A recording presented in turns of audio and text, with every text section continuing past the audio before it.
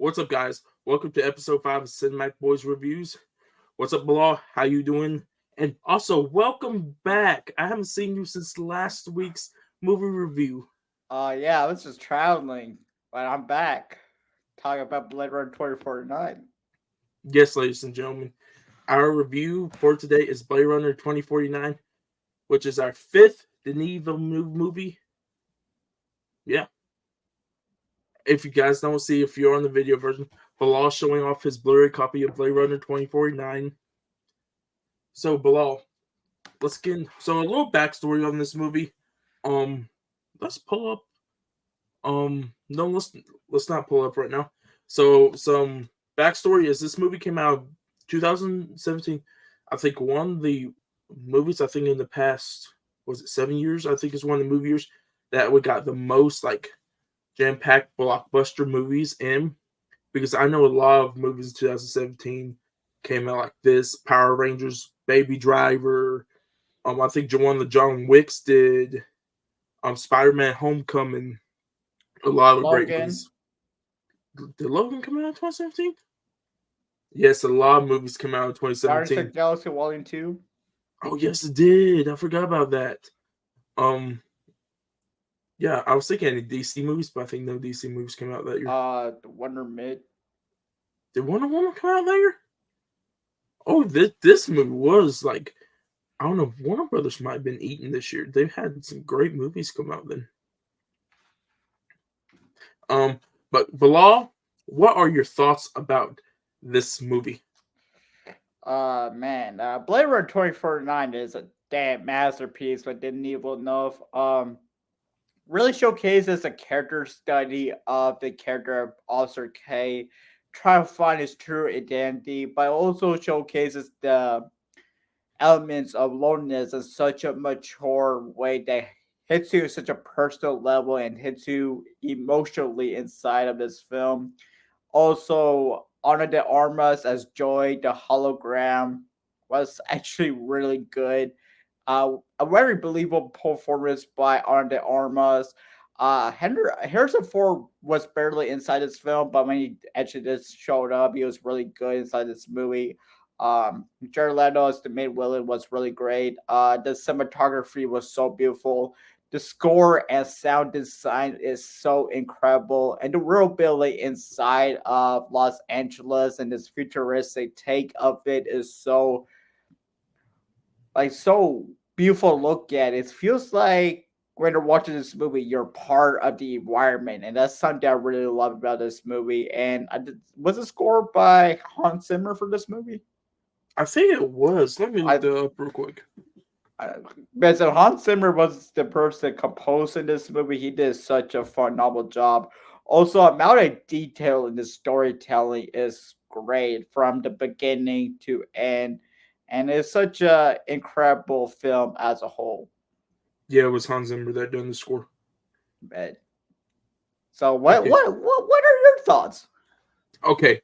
Um, First of all, this is my first rewatch of a Denis Villeneuve movie. This is my first time rewatching. So when I first watched this, it was back I think 2020 when the pandemic first started. So I was getting into like my film person kick of watching movies. But is this a rewatch for you? Yep. When was your first time watching it? My first time watching it was in 2017, the movie theater. I watched a group of friends, and we were all mind blown on how beautiful this movie was, and we absolutely loved our time watching this movie in the movie theater. Because in the movie theater, it just hit differently, and it was such a special experience. I can't believe you watched this thing in theater. I wish I did. Um, but my thoughts on this movie. Um, this is a really, really good movie. Like you said, Harrison Ford was good in this. Ryan Gosling was outstanding in this. Um, yeah, Jared Leto. Even though I had problems with Jared Leto as an actor, he was a great villain in this. His little side henchman, Oh badass yeah, as fuck. Love. But her name is Love, but let's just Yes, uh, sh- love. she The she is side, the psychic.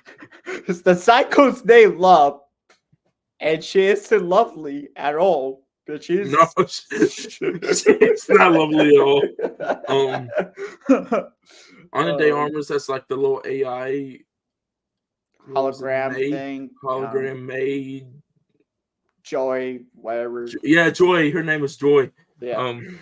She done great and stuff.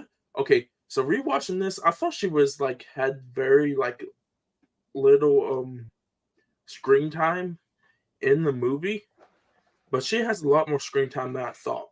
I think Ana de Armas, I think this was her second movie in Hollywood, if I'm not mistaken, because I know she did War Dogs in 2016 when she was first learning English, and I think she was still learning English while filming Blade Runner 49. But she's Is still. this before Knives Out? Yes, this is before Knives Out. Knives Out came out 2019. Also, let me think of who else. Dave Bautista is in the beginning of this movie, and he actually gives a great performance. Oh yeah, we had to talk about the beginning, bro. Holy.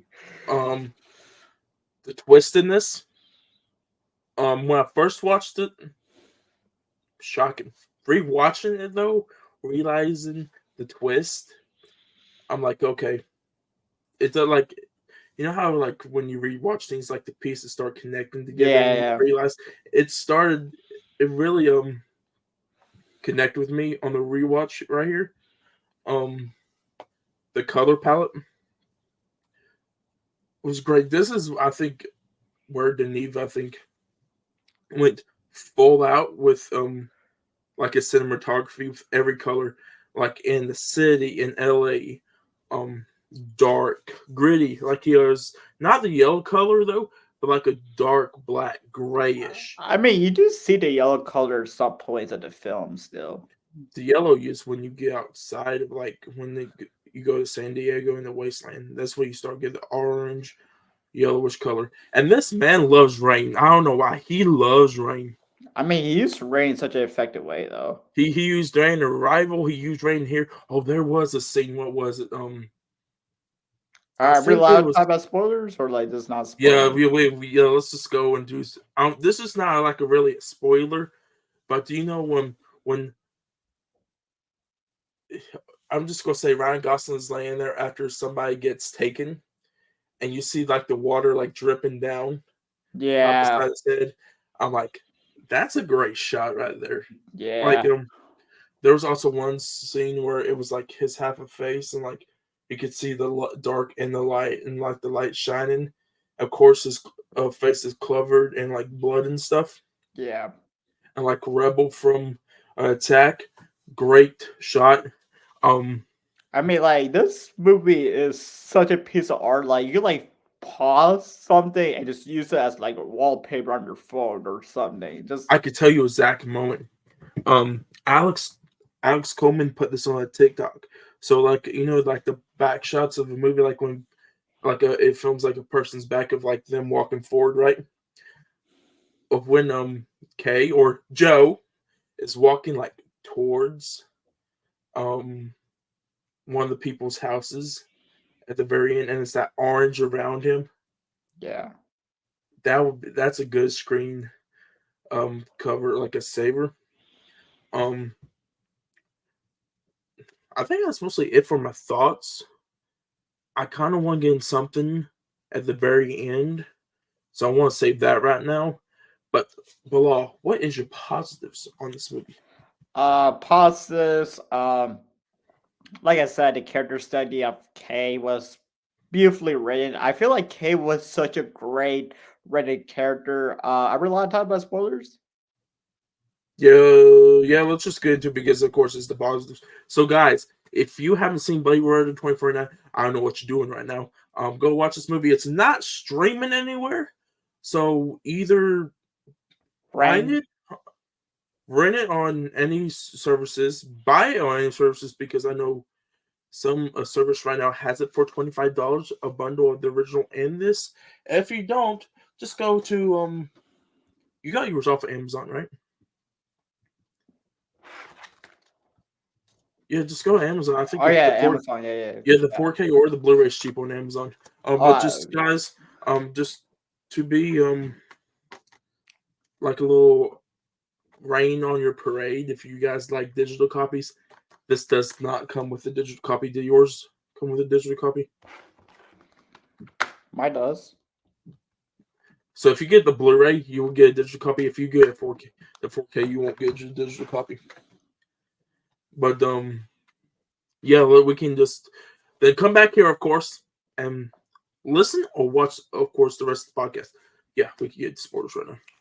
Okay, first of all, the little symbolism of the torch and horse with Officer K through the whole movie that was something really interesting because he feels like that's something part of memory from his childhood. And that scene when he was in the memory facility and having that moment of realization that he could be a replica, like a replicant. So him saying, "God damn it," the emotion that Ryan Gosling brought was so fire. Also, love the aspect of was I love the aspect where Wallace, played by Jared Leto, he is blind. I don't know how he got blind in the movie. I don't think they specifically said that, but the way that he uses that little like drones to be Like a a little chip, chip because he has like little devices with all the chips in it. little chips in his neck, and then he uses drones to be able to see. I think that was such a cool element. So he could just Speaking of the drone, real quick, what? when he has Harrison Ford at the end, do you see the little drone like hop in the water like a fish? Yeah. I started laughing. He's like, oh, "Well, that one is not. That one is alright. He's been doing that all the time." I'm like, does this drone think he's a fish? um like I said, I like the torch and horse meaning inside this film. Also the missing child element was so great inside this movie because the whole time this is going to the twist, but the whole time you think Kay is the missing child of Deckard, but in reality it was Anna Selene who was the um missing child, where you see her in this bubble, and she's in this bubble because she has an immune disease, which was something really interesting. Also, love, who is Nexus 9, Replicant, who is like the assistant of Wallace, who just kills Coco, and who's the other person she killed? Oh, who is it? Madam. Yeah, she also kills her, but the way she kills her, like crushes her hand with the glass first, and then just slices her neck off. I mean, like No, slices the no, that was neck. her stomach. I thought it was her stomach at first. I No, thought no, she it's just, slices her stomach and then stabs her. oh yeah, it was stomach, then stabs her. Remember Coco? She slaps. I don't know how she found a air. She like slapped Shit, him in the back of the head or yeah, spinal cord. I that, think he that, killed him automatically. that was insane. Who's the actress who played Love? Because we gotta show her some love because she did a great job. Okay, the pun's up in here. Oh, but speaking of that, the daughter is also the person who makes the memories for the. Yeah, she's the person who makes the memories, and you see the first time that Kay interacts with her was at the memory facility.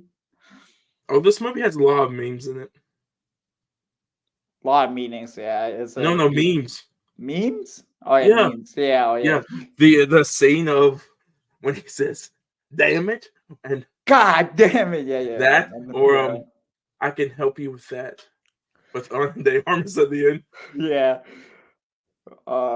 Also, Joy as a character, like as the hologram, the AI hologram, I think that represents the loneliness that Kay feels because Kay wants to feel loved and feel uh human inside this movie, and that's what I feel like the character of Joy represents. And you know when Joy says you're something special, but Kay doesn't believe that he's something special inside this movie, that hits in a emotional layer as well. Also the way that Kay first interacts with Deckard and them having that little fight inside the club, and I think you see Elvis. Yes, Elvis's music started going on. Elvis is No, no, you see Elvis, then you see Marilyn Monroe in the background also. Yeah. Decker likes good classic music. It's That's why I Harrison got Ford though. it's Also, Harrison Ford. And then um, he's like, then they're like, let's have a drink do you right want the penis or after. do you have a drink? I would like to have a drink. I love He's like, that. I love. He's like, you drink whiskey? I like whiskey. I'm like, I like that element too, and also the bad guys eventually attract them, and the explosion happens, and Decker gets you know captured, and you see Decker's love interest, Rachel from the first Blade Runner film, yeah, and having that scene was pretty interesting as well because after that scene, um, they show Rachel getting shot in the head, right? yes. And I Yeah. will go into my positives of why she got shot because I thought that was interesting. All right, go ahead, man. I've been talking way too much. So is that it for your positives, or you got any more? I got more, but I'll let you talk first.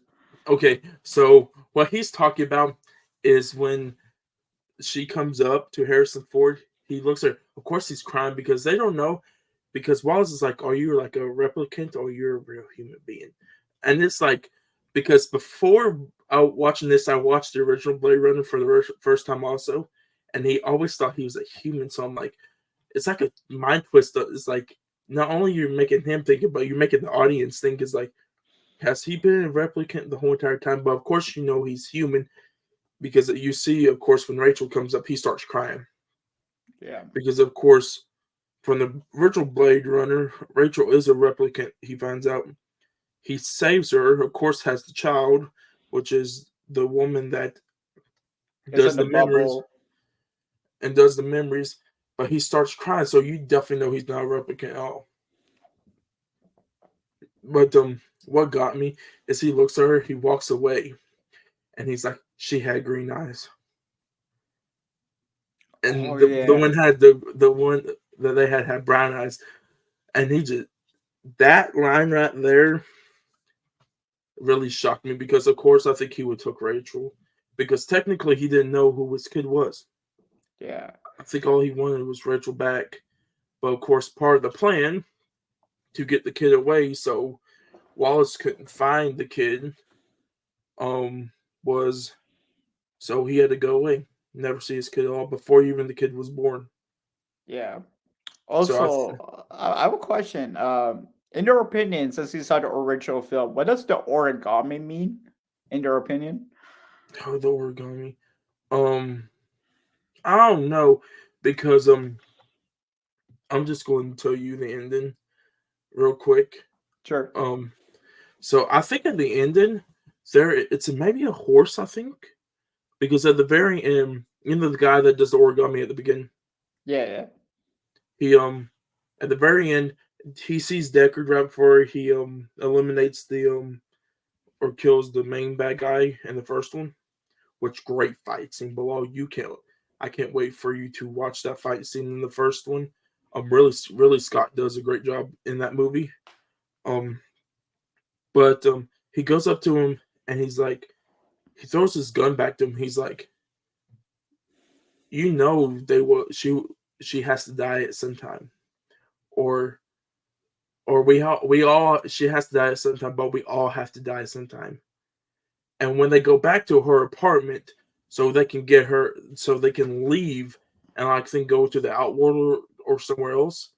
Once they leave and she goes to the elevator, Harrison Ford looks down. I think it's like a little horse origami, and he picks it up because he knew the guy came there, and the guy knew Rachel was there the whole entire time, except killing her. He kind of like warned Decker, like, you either gotta do it, or if you don't want to do it, you gotta get the hell out of here. Yeah. So I think it's just the symbolism. I don't know what it really means, but of course, they leave that horse at the end of the first one. Then the little carrot, like the little toy horse, Uh, is the thing that, Georgian horror, something that's what yeah, it's the called. Trojan horse. Um, I don't know. I don't know because there's not like the element surprise because technically that's what the Trojan horse means. I mean, the Trojan horse was like, as the audience, we think that's a memory from Kay's childhood, right? Yeah, but it's not. It's a memory from her childhood. Exactly. So that's what it represents, and that's why that twist was so effective inside this film. Because after that twist happens, we know, oh, Kay is a replicant. He's not a human, but it's a replicant that feels emotions, which is something interesting. He has some humanity inside of him. So okay, to go honest with you, he is kind of doing what like the original replicants in the original Blade Runner did. So when a replicant is made, they have no emotion, nothing, right? The original's not before like have a memory. So the original replicants had no memories, no emotion whatsoever. So they technically were like servants, slaves, technically, to the outside world. Um, then they started developing emotions themselves. And of course, emotions that they had was anger, hatred. So of course, they're going to kill all the regular people or unalive all the regular people. And of course, Harrison Ford is the original Blade Runner in the other movie. And of course, they sent him out to eliminate all these replicants that don't want to follow the law, that actually are getting memories. So technically, how they fixed it, because Rachel was supposed to be the first replicant ever to not have they wanted her to develop emotions from the memories because she was the first one to ever develop memories, because you know how at the beginning it said before Wallace bought it out there was somebody else that owned it. Yeah. So the main guy that owned it before made Rachel, and he put all the memories of somebody that he loved into Rachel, and that's where you want to start like emotion, kind of like what Kay is. Hmm. But what the thing is, Kay developed emotions because I think the only emotion that they had was hatred. That Kay and them should obey and like hatred. But of course, he got the emotions of like caring and loving and that stuff. Because of course, I don't know if that's kind of like the weirdest scene for me in the movie is the scene with Arna de Armas and the one with oh nice. Oh, who plays it's the The prostitute. yeah, the prostitute. She played, what's her name? She plays in the Terminator Dark Fate. I I can look it up. Yeah, you can look it up real quick. Um, I think once that scene happened with when she takes over when Ana de Armas takes over her character and who her and Kay do the dirty. I think it develops the love emotion, right? Because Uh, technically, was it? Uh, Wait. She was in Terminator Dark Fate, right? yeah, One sec. because she technically played Arnold's character in Terminator Dark Fate. I think it's like Mackenzie Davis or something. But going back to why I was talking while Blow is looking it up, that's like his, I think his first like It's Mackenzie Davis who played Grace in Dark. yes. Yeah. So it's her. So when her and Arna Danvers connect and they do the dirty with Kay, I think that's when he starts because he's like doesn't have love emotion, and she told him, "You're all alone. I want you to love somebody for real," because she's like, "I'm just a hologram, and you would never love me as much as you love a real person." I So I think mean, he I had mean, developed that. at first, like when I first saw it in theaters, I thought that was scene was a little weird and kind of unnecessary. But like during a rewatch of it, I think it just shows that Kay wants to fall in love and wants Yeah. that emotion. So I feel like it was necessary to tell the story. So going back to that, then he at the end when him and Love are fighting and he saves Harrison Ford because of course the woman that is like with over with the prostitutes and stuff wants them to kill Deckard because of course they think if Wallace Deckard would tell Wallace where his daughter is, and of course, the daughter is the key to, I don't know, to make another civilization. Yeah, because I believe Wallace wants to colonize with replicants. Like thousands and thousands of different replicants. I think Yeah, I that's think I don't know if they approved this. I don't know if they did because in the original Blade Runner, like their lifespan, I think was only like 4 to 5 years. But of course, if you got a replicant and a human that has a child together, of course that child's gonna have a lifespan of a regular human being. So I wonder if they're trying to find the right formula to have like a replicant live like a long life, except that because of course he don't have to spend a lot of money making them. And of course, if he wants to, he can make an army of them. yeah. Also, I have another question. In your opinion, what do the eyes represent to you in Blade Runner? Eyes, in the first one or this one? This one. Oh, so what do you mean by eyes? Yeah, it's like in the opening scene, they always show like they show the eyes up close. Okay, so I'm gonna tell you this goes a little bit into the original. So with the eyes, so when I was watching the original, if their eyes were glowing, you could tell that they're a replicant. If they're not glowing, because they glow, then not glow. If they're not glowing, they're a human being. But if they once in the like while if they start glowing, you can tell they're a replicant. Like you could tell it on the bad guys in the first one. You could tell it like once you found out the plot twist about Rachel in the first one. Um, you could tell that she was one because of her eyes. That's what the eyes mean. Because, but what else? The positives for me. The score. Hans Zimmer. I think Hans Zimmer can make a perfect score for any movie. He of course does this with Denis, the two Dune movies. The colors, like I said, cinematography, colors, atmosphere in this is great. But let's go talk about this beginning scene because I kind of like this beginning scene. It hits off the bat. Oh no! Let's before we get into the beginning scene, let's talk about sound. The sound in this movie. Oh, the sound is so good. Yes. Okay. So I'm gonna tell you guys. If you guys buy this or want to watch this, buy this for them. Listen to it. If you guys have like a PlayStation, Xbox, use some good headphones, especially the ones like with Oh, what was it? What's the sound quality that they always use in the theaters? Dolby Atmos. Um, get some headphones with that because this movie sounds excellent when you hear headphones. If you won't have the big screen like the theater, but if you have headphones and turn all the way up, this sounds like you're listening to like the IMAX version if you need to. Because watching this, the score, the cars, that beginning scene, just with the Warner Bros. Logo. And okay, first of all, Warner Bros. And Sony does this together. This is the first collab I've Oh, I seen with know, two yeah. studios. I didn't even know that. And you mean like you also see like a Sony advertisement, one of the holograms in the movie too. Yeah, when you're at Deckard's place when he's like doing like the jukebox, you can see the Sony label on there. Yeah.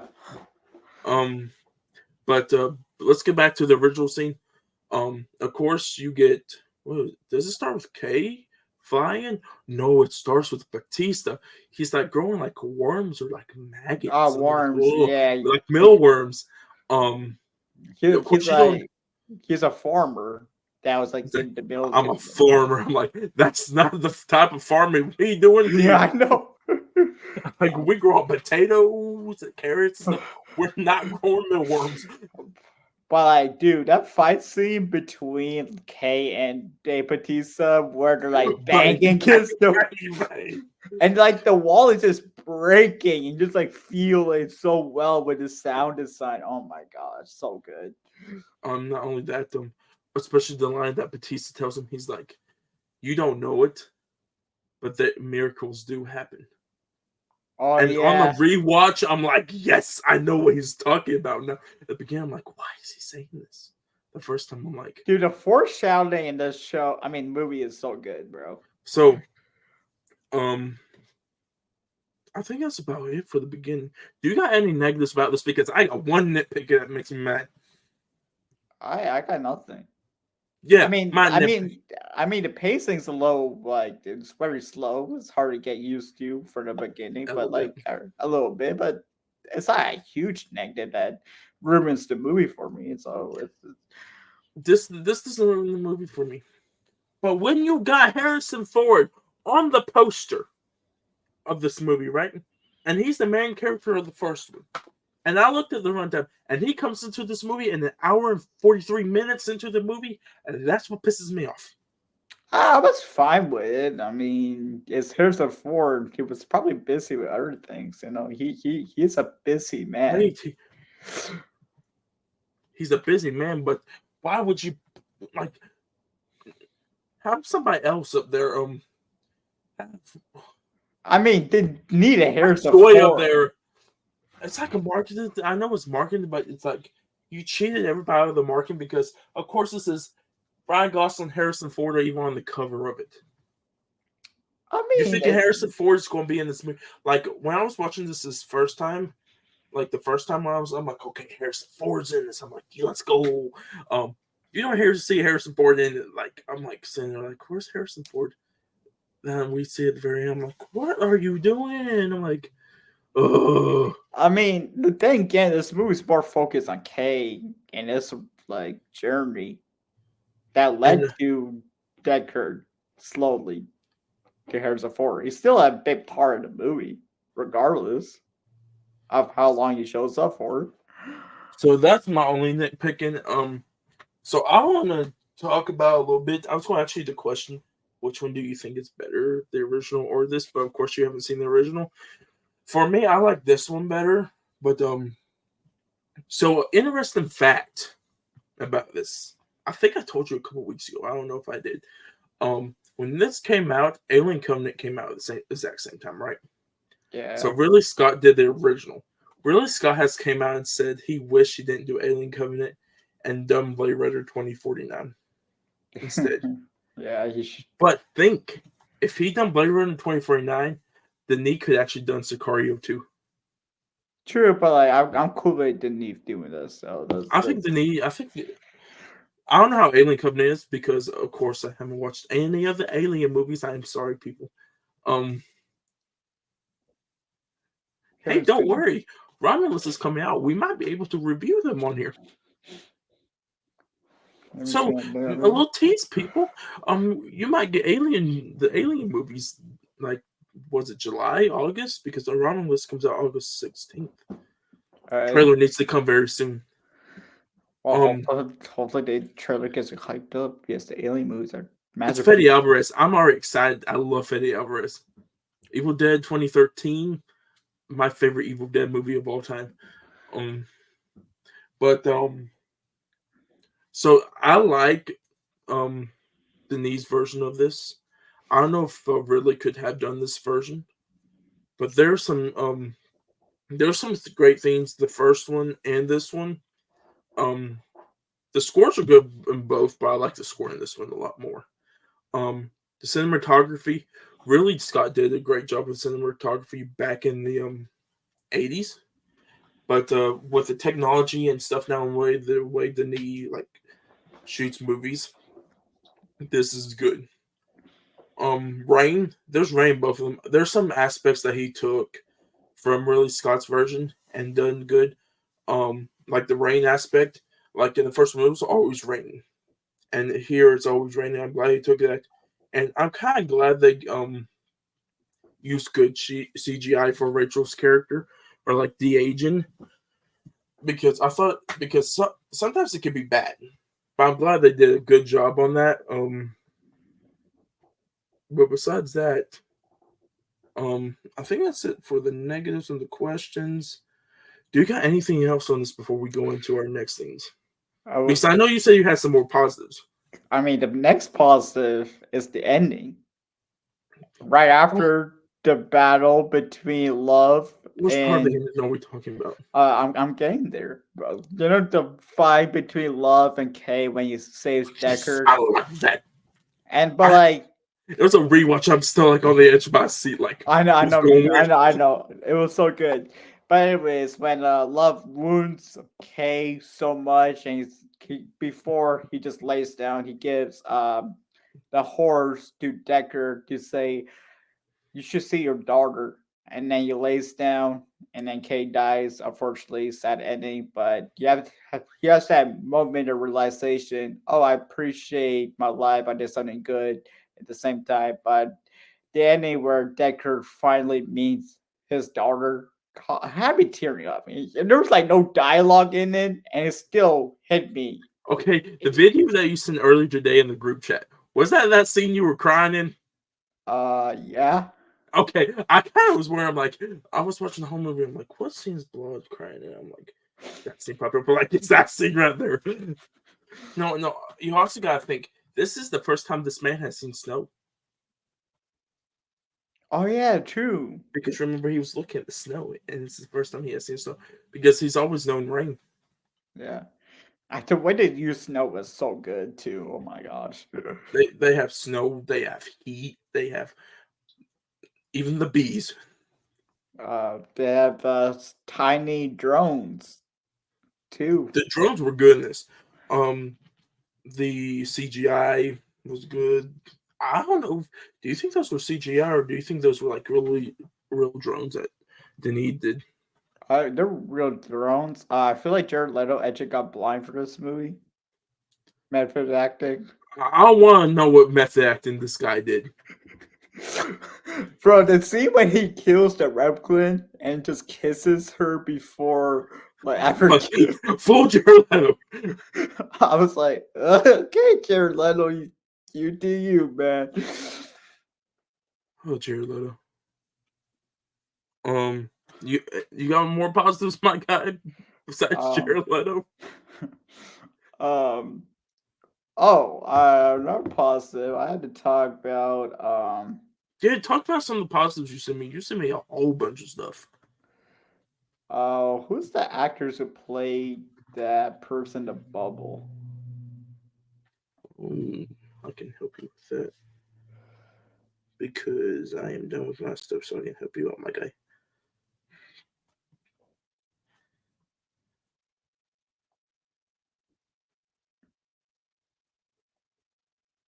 Her name, like that character's name was Anna something. I know that for a fact.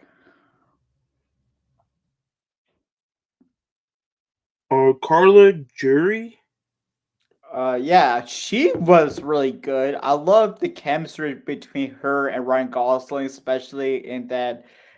I'm going back to the memory facility scene. That was so good. Oh, Under the Armas and Ryan Gosling, like their bond inside this movie felt realistic, even though Under the Armas plays a hologram AI. That was crazy. Oh, that scene was sad also when that one steps on the little thing that transports her out of the house. Yeah. Oh yeah, the scene when that little reanimator thing breaks, Yeah. that little black thing. Oh yeah, when he meets Deckard. Yeah. Yeah. Whoa, that done so that's crazy. Anyways, that distracted me. Also the scene where like she's a giant hologram say, "You're lonely. I could fix that." The meme of the year. Shout out to Alex Coleman because he uses that a lot. That was a TikTok sound too. Yeah, I know, but like that scene does hit you like emotionally, and it's an impactful scene as well. This man, no, I love this. Just that happens right before he was just having bleeding and like bleeding out. Right, this dude just rips the bandages off and it's like tiny scratches. Yeah, I know. Also, like the scene like in the final battle when you see Deckard just drowning. He's like, help me, Bro. That was gave me an interesting because like, oh shit, is Deckard going to die or is Deckard going to stay alive? Because they did have the element of True. that. Also the way Kay drowns Love, so Oh, badass, so he's not badass. like you don't know, bitch. Because Kay came out of nowhere. Basically, got like stabbed multiple times, and you're like, oh I love no, that. Kay's down, and then just comes out of nowhere and just like chokes Love No, to I love death. it. She gets shot and she just comes out of nowhere. Dude, she was like a Terminator, bro. That's what I kind of thought. Like, did Villeneuve saw the like Terminator 2 just took some inspiration from that? Because I felt like He's been talking to James Cameron over here.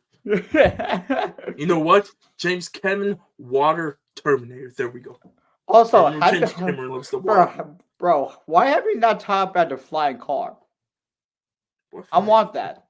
You want the flying car? Yeah, like that flying No.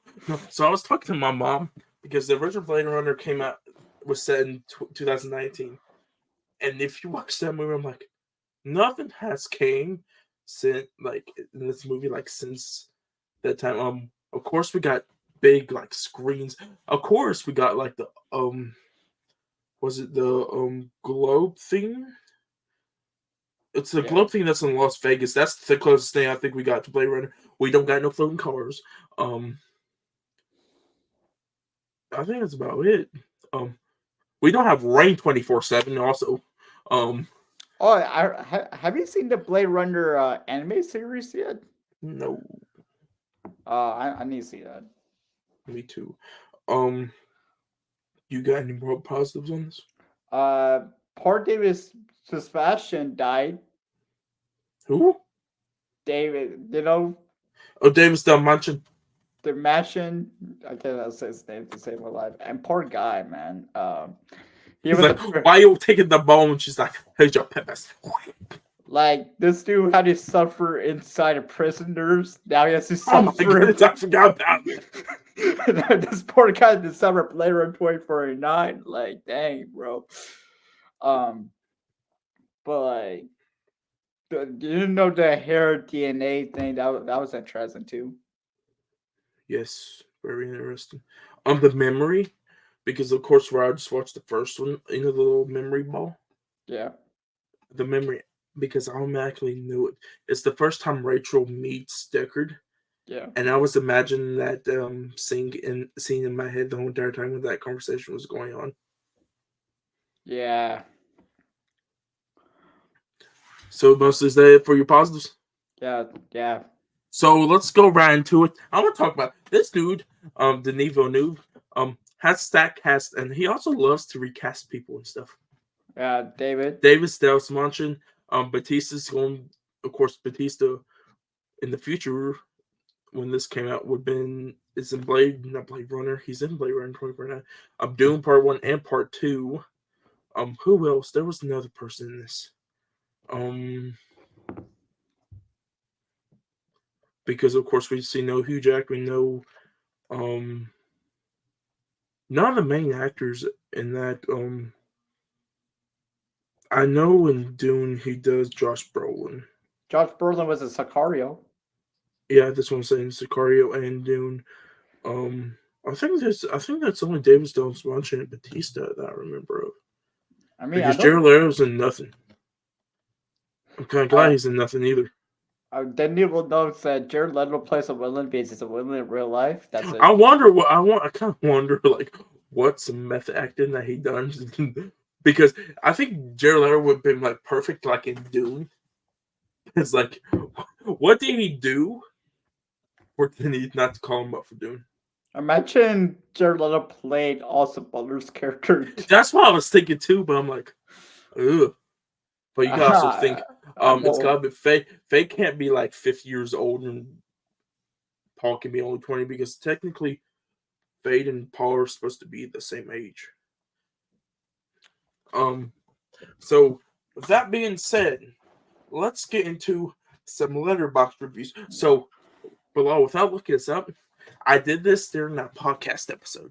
So let's go right here. Of course, if you guys have watched the episode 6 podcast episode, you know what I'm about to do. What are you about to do? Oh Lord.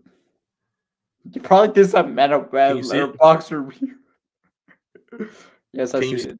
Letterboxd? Yes, sir. First of all, we're gonna do a little promotion right now. This is my Letterboxd, people. Go follow it. Dakota Buckner 65, by the way. Dakota Buckner 65 right up here. Go follow it. 82 followers, by the way. And you get that to 100. Of course, I just want to show you guys the updated ranking, which I think I need to. Okay, here we go. We got my 5. Of course, Blade Runner 2049 right now is number 1. There's Courier being 2, Prisoners being 3, Arrival being 4, The Enemy being 5. Look at this shot, though. Dude, that's so good. Below? Oh my gosh. That is really good. So let's go. And then let's go to Bilal. Oh yeah, I did advertise you on the podcast, by the way. So here's all the wonderful people I follow, by the way. You can follow all of them. Go give, yeah, just follow all of them, you know, might as well. Okay. Where are you? Oh, there's Alex.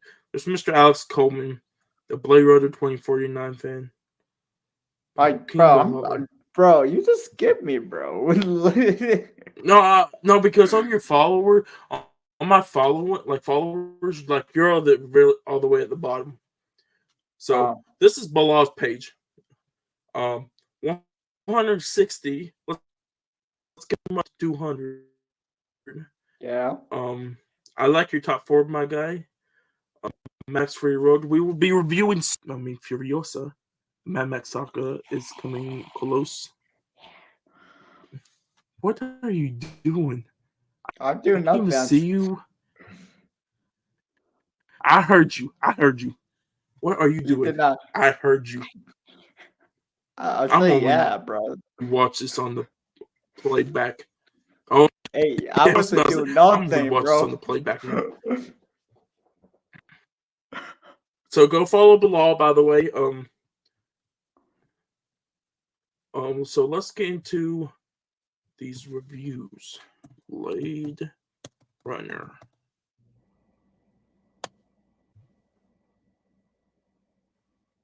Hopefully this does good. Of course, it will pop up the original.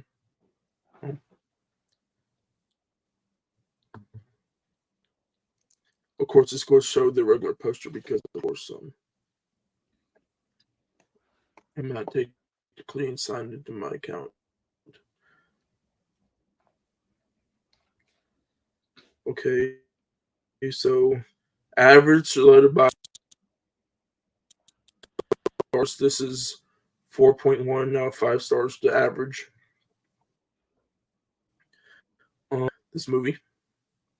So let's get into the ratings. Oh yeah, ratings right here.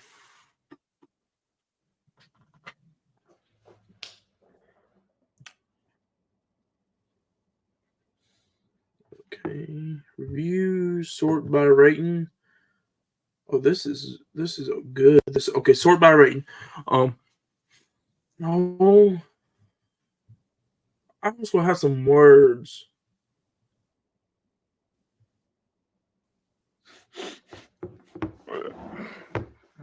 Let's look on these. Let's look at least the ones with the words and see what we can get. I kind of want to see what people say.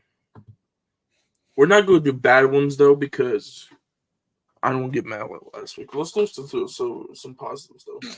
I don't want to get mad either. On a day armor, I can't even read.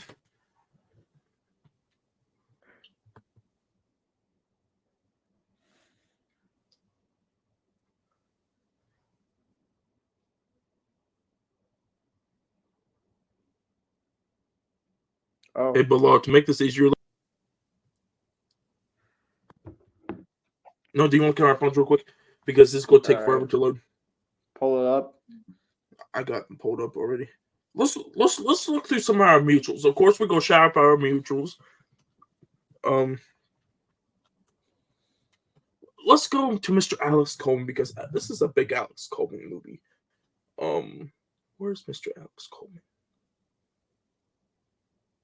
My life story put into a film. Joe is literally me.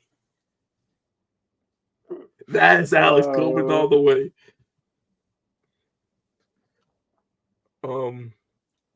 Let's go into Mr.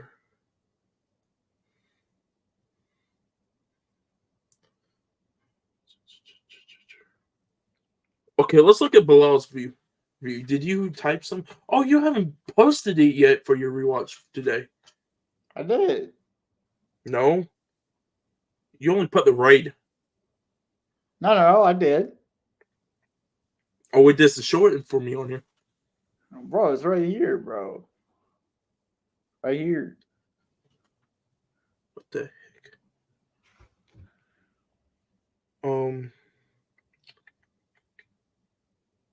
Let's look. Mr. Byron. Shout out to movie. Was it Love, Death, and Movies podcast? Him and Harry. Love, Death, and Movies, yes. Him, Harry, and Ash. Unfortunately, I want to try to get them on here soon. So if you guys are hearing to the podcast right now, hit us up because we definitely want to do a collab with you guys sometime. Byron has a long one, but I'm just going to read his first thing. This is an unbelievable achievement in modern day movie making that will forever live as an all great Blade Runner 2049. Of course. Okay, his last one. I'm almost reading his last part because, of course, I was looking at his main review. He goes into like how we did, like the positives and stuff. But it says this damn movie is elite on just about every level, unbelievable, and will forever be not only one of the greatest sci-fi and sequel movies of all time, but one of the greatest movies ever made, in my opinion. I'm going to give give Denis Villeneuve's 2017 Blade Runner 2049 5 out of 5 stars. There we go. Shout out to Byron on the great review. Let's go. Let's go, Mr. Ken Walsh. He did put a review, but 5 stars though. Shout out to the Real Talk podcast, by the way. He gave it 5 stars. Tyler, I think, gave it 5 stars also. And Tyler gave it 4. But let's see what Tyler put.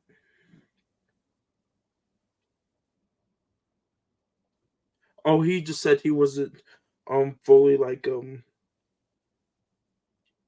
oh, so like he was saying like he couldn't like get into like the world building as much as the first one. I don't blame him. Denis does change the world building this, I think, a little bit than the Ridley Scott did. He takes some of the elements, but like most of the elements he changes up. Have you found any reviews yet below? Let's go. Wait, you want me to check reviews? I got you. Yeah, I won't go through the mutuals if you want to go through some random people. And shout out to all our mutuals. They're awesome. And if you guys haven't yet, go. Of course, they're all the ones I'm following are these ones I'm talking about. So go in my following section, follow them.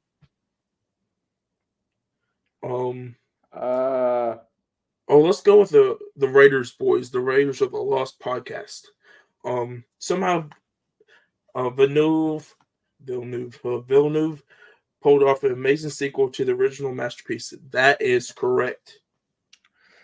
Wow, well, why not do J Talks Films? I was about to go in Jay's. But his is really long. Never mind. Let's see what Jack Nerd has. His is a little bit long. Movie Comic Chunky. You know him? Yes, I know it. Yes. So, like, Ana de Armas was in this movie. Yes, Ana de Armas. Did I even say her name right? Yeah, Ana de Armas. Um, let's do Seth. Seth is pretty long too.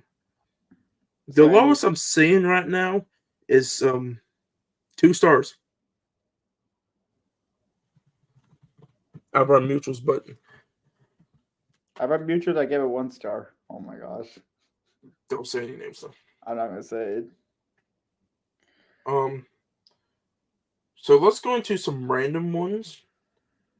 Um, let's go into some random ones now. Shout out to all our mutuals though. Yeah. Let's go with. Oh my gosh, why is the ultimate review so long for this one? Oh my gosh. Wait, Good is it like lord. was it our mutuals or the people? Random Peoples. people. Random people. Okay. I always pick the shorter ones, so let's go shorter. Alright, I got one. Girl, help! This movie is perfect. This F am I supposed to deal with my life now? Yes. 5 star. 5 stars. Let's go. We like 5 stars. Stunning, beautiful, stunning, and that's just Ryan Gosling. Yes. Um, where it won't show me. Like, okay, so we're just gonna get into it. Of course, maybe one, maybe one of my new favorites. It kind of is too. Oh my gosh. Give me something small. Denis directs tension like none other. Yeah, the ending scene. Instant always gets me.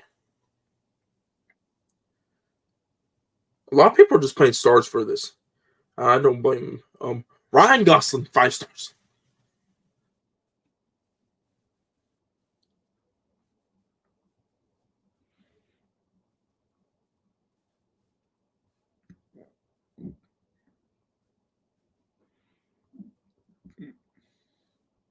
I'm gonna go in the 4.5.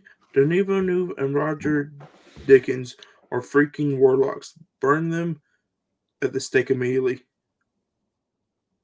What? Wait, what? Roger Deakins did the cinematography for this. He's the goat at I cinematography. don't know if he was like. I don't know. Breaking: New York City skies has turned orange to promote Blade Runner 2049.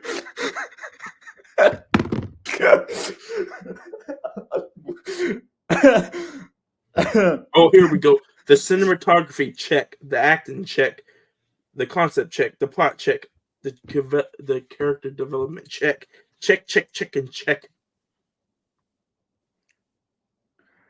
We had 28 years to end the world, so you get leather cowboy gear at everyday casual wear.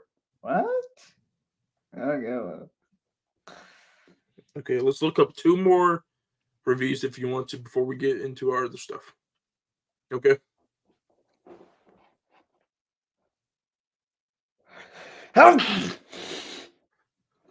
bless you. I'm good. 5 star review vibes.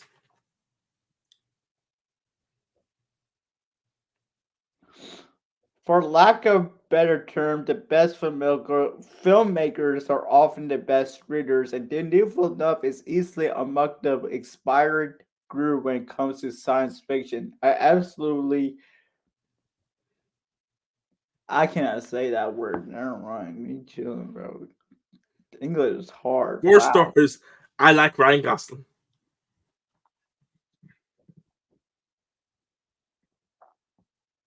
Ryan Gosling is good in this movie though. I love this one. This is gonna be my last review. This is the best one. 5 stars. I'm just like him. Quotation marks. I'm a girl. Oh, I love our love's arrival. I'll dry the tears of your eyes. Let's let's don't let a good thing die. Wait, what? Deep. Oh, Where's love. let our love survive. I'll dry the tears from your eyes. Let's don't let a good name die. I don't know what that means, but how many stars? 5. They were cooking. Um, Maybe it's the way I speak English that you don't understand. No, I do you understand that? Oh, love our oh, let our love survive. I'll dry the tears of your eyes. Let's not let a good thing die. Where is that from? Is this Is from that a the? song? It's I don't know. That sounds like a song. I sing But it. listen. I don't know. I don't want to say that. Listen on that. Let's go to our little guessing game Oh God. of Rotten Tomatoes. So below, I'm just gonna look up the score. I'm gonna let you guess. What do you think the audience? Let's go with the critic score. What do you think the critic score is? 82. Audience score. 89. 82, 89. So I got Rotten Tomatoes pulling up right here.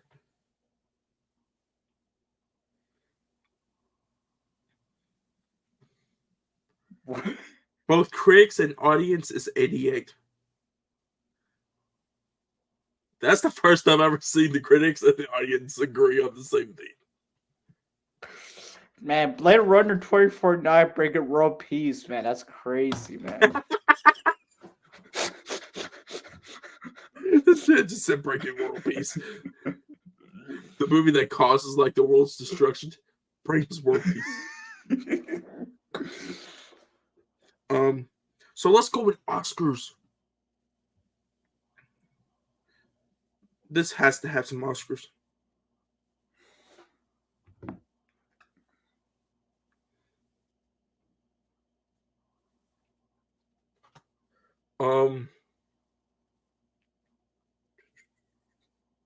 Did it just have nominations? Yeah, it was not like crazy in the Oscars, I remembered.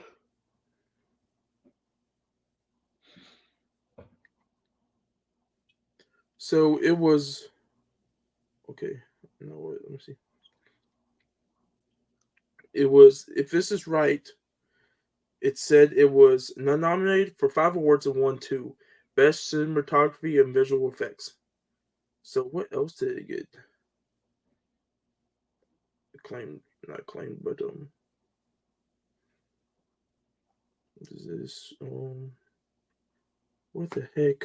Where is this? Academy. So it got best cinematography at 1.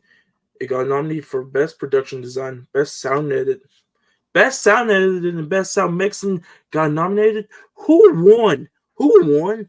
And best visual effects. And best visual effects won. What the? Did Denis not get best No, they director? didn't even. Yeah, it did not even get nominated for best director or best picture. Ryan Gosling didn't even get nominated for this shit? No. Was Logan nominated? I wonder. Let's go to the Academy Awards that year. I kind of want to see what was nominated and stuff. And won. So best picture went to Shape of Water. Oh, it was just Shape of Water. Oh hell no, bro. Other nominees was Call Me by Your Name, That's Darkest Hour, Dunkirk, No. Get Out. Get Out deserves a bite. Lady Darkest Bird. Hour? Yeah. Over Blade Runner 2049? Uh, Oh hell Lady no. Bird. Okay, I like that. Phantom Thread. I still need to see that, to be honest. The Post. We're Three Blade Runner? billboards Oh outside yeah, it. that's valid. That's valid. That's it. Best director, Guillermo del Toro won. for Shape of Water. Shape of Water. Oh my Our gosh. nominees were Christopher Nolan, Jordan Peele, Greta Gerwig, and Paul Thomas Anderson. Paul Down, you could probably put Blade Runner in there. I know Paul Thomas Anderson is one of them. You probably could took. I haven't seen Shape of Water yet, but you could probably took Guillermo del Toro out. Shape of Water's the Best actor. Oh yeah, this is the one that made everyone mad that year. Gary Oldman won for The Darkest Hour. Man, Darkest Hour's not that good though. Nominees was Timothy Chalamet. I know you don't like Timmy, but everyone has said he's going to Call Me by Your Name. He is really good in that movie. I'm not sure. Daniel Day-Lewis for Fire and Thread. Daniel Kaluuya for Get Out, and Denzel Washington for some movie. Fences. It's Roman J. Israel, I think. You probably could have just put Ryan Gosling in there, to be honest, or Hugh Jackman for Logan, easily. Supporting actor. Could Harrison gotten for support? Probably. To be honest, Jared Leto could got it. Mr. Jared Leto. Best supporting is Sam Rockwell won for 3 Billboards Outside Ebbing, Missouri. Oh, Sam Rockwell deserved that one. Yeah. William Dafoe got nominated for The Florida Project. I still need to see Florida Project. Woody Harrelson also got nominated for 3 Billboards Outside Ebbing, Missouri. Richard Jenkins got nominated for The Shape of Water, and Christopher Plummer got nominated for All the Money in the World, which is that directed by Ridley Scott? Yes, it was. Wait, I know. Where is the score? Like, oh my. Didn't do score. Guess what I rated Shape of Water? Oh, hell. Oh, no. I was going to say hell no. What did you rate it? I'm going to let you get it. It's on Letterboxd. I feel like you put 3 stars. 2.5. Okay, so best score. Shape of Water won for best score. Most R-rated movie of all time. Dunkirk. Hans Zimmer done Dunkirk that year also. So Dunkirk got. So Shape of Water came out in 2017. Yeah, it did. Dunkirk got nominated for Hans Zimmer, which is probably why Blade Runner 2049 didn't get nominated, because Hans Zimmer probably didn't get nominated because of that. Phantom Thread, Star Wars: The Last Jedi, but you gotta think John Williams does Star Wars. Then 3 Billboards Outside Ebbing, Missouri. Of course, Dunkirk won for sound mix and sound design. Have you seen Dunkirk? Yeah, it's a good movie. Is the sound in it? Is the sound good in that? Yes. I have not seen it yet. I need to still watch it. I think that is it for that part, and I think that's it for the episode, isn't it? Yeah. Yeah. You got anything else on Blade Runner 2049? No. Before we get into our ending, our wrap up session, they're making a series sequel to this, a sequel series. Oh yeah. I thought that was the animation. No, they're making a live action one. Really? Let me see, Blade Runner TV show. Oh, the TV show? Yeah, they're making a TV show. Blade Runner 2099. Just make it a movie, man. I think that's what it's going to be called. No. Is that what it's called? Yeah, because Blade Runner Black Lotus is the one that's animated. Yeah, I really want to see that one. Yes, it's Blade Runner 2099 to be it's still going to start filming this spring. Lit. Yeah, sequel series from Ridley Scott. Oh. So he's getting back in. So he's actually going to start working on this thing. I mean, Decker's not gonna be in it because No, a lot of people don't want Deckard in it. Yeah. So guys, with that being said, it's the end of this episode for Blade Runner 2049. So getting into a little bit of our next episodes. For episode 6 of the Cinematic Voice Reviews, we're gonna be reviewing Doom Part 1 next week. Let's go! How you feel, Bilal? I'm gonna say do part 2 before do part 1. No. Oh yeah, you are a week away. No wait. No, a week. I'm thinking we're recording Saturday. We're recording right now. It's Monday. You are 4 days away, my guy. You're so close. I'll be watching this March 1st, of course. So we'll be reviewing Doom Part 1. I might have a little special guest next week coming. Of course, Bilal has never met this guest. Of course, you guys haven't either. He is not on any social medias, but of course, he's a movie lover. He's going to school right now for film, so he knows film. And he loves Denis Villeneuve and Dune. So hopefully we can get him on the guest this coming up review, and probably your guest for our podcast for Doom Part 2, but also for that's it for the review episode for next week. For our upcoming podcast, of course, Bilal will be back for that one. That he missed episode 6, so episode 7, we will get Bilal's thoughts if he ever sees Madame Web. But okay, I was going to ask you real quick while we're on the podcast. Are they showing Drive Away Dolls near you? Nope. They're not showing it near you? Okay, ladies and gentlemen, I'm guessing I'm going to be reviewing probably Drive Away Dolls by myself. I'm going to go try to see it Saturday right before we record the pod. So I'm going to try to see that. Are they showing the new Alan Richardson movie with Hilary Swank? I don't think so. What are they showing then? They're showing Madame Web. look for your Friday showings real quick, so we can. Actually, they're showing that Angels movie. Yeah, they actually are. If you want to, you go try to see that. I might. If you go, because I'm gonna try to see that Friday. If you could try to see that, we can also throw that in there. That could be our main review because I really want to see Drive Away Dolls also though, because it's one of the Coen brothers.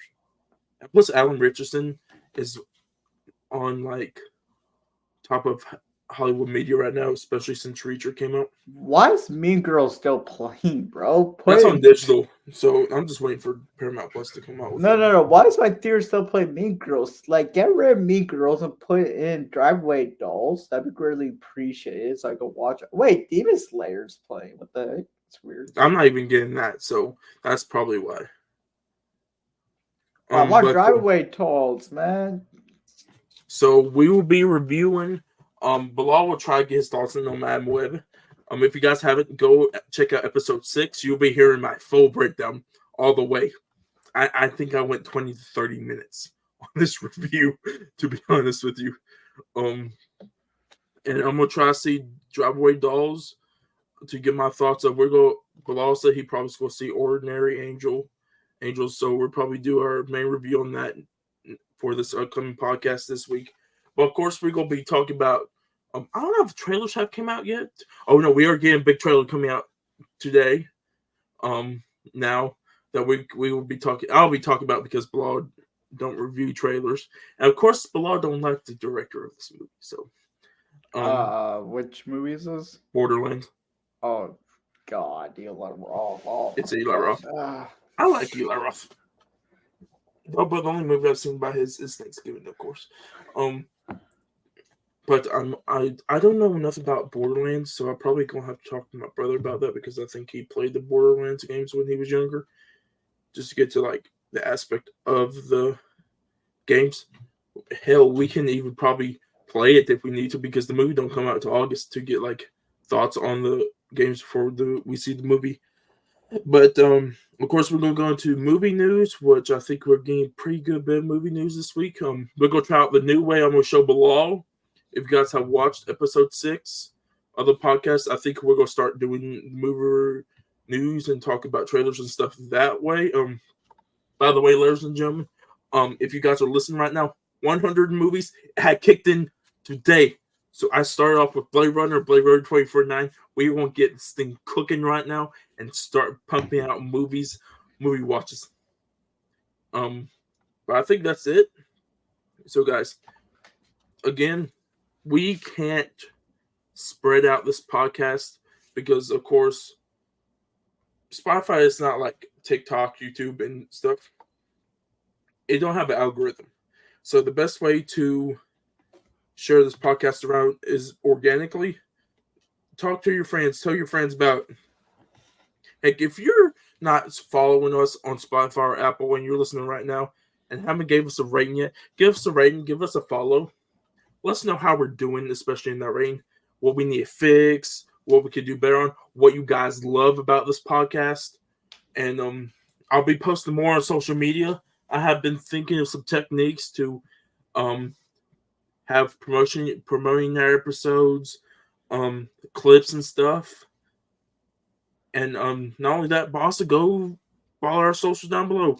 Instagram, TikTok, YouTube, especially we're I think at 8 subscribers right now. Let's get up that subscriber count up right now. Because that's the only place we show our video versions, and we definitely want a lot more people to see the video versions of this, because a lot more of the breakdowns and the stuff that we do in the podcast will be in video form. And of course, I will be posting more on X also, or Twitter. So let's get this podcast going. Tell your friends if they want to listen. If you guys are new, hit that subscribe button, hit that like button, leave us a comment, leave us a rating. But guys, with that being said, when you guys will be hearing us next time, will be for episode 7 of the Cinematic Boys podcast. And guys, with that being said, I'll see you guys, and I'll see you below. All right, MBK out.